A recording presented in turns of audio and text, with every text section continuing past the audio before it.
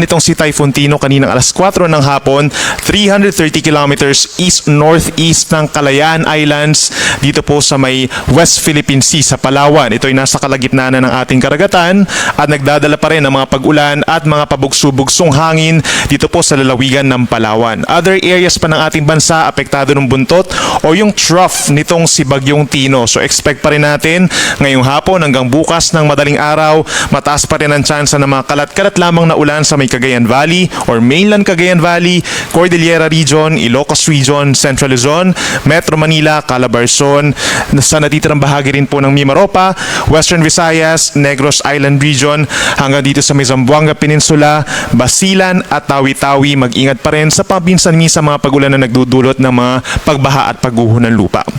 Habang natitirang bahagi naman ng Visayas, Mindanao, and Bicol Region, asahan lamang yung mga isolated thunderstorms but generally, fair weather conditions tayo overnight.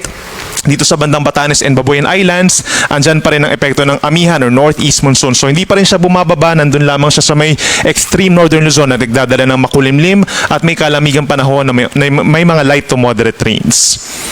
Base po sa pinakahuling track ng Pag-asa, inaasahang kikilos itong si Bagyong Tino, papalayo pa rin ang ating kalupaan at lalabas ng ating area of responsibility either mamayang hating gabi or bukas ng madaling araw, moving west-northwest papunta ng central portion of Vietnam. Dun sa ating monitor na isa pang bagyo sa labas ng ating PAR, ito po ay malayo pa sa ating kalupaan, nasa south of Guam, 1,870 kilometers east of northeastern Mindanao. Taglay pa rin ang hangin na 55 kph malapit sa gitna at may pagbugso hanggang 70 kilometers per hour at halos po hindi kumikilos dun sa kanyang kinalalagyan in the last few hours.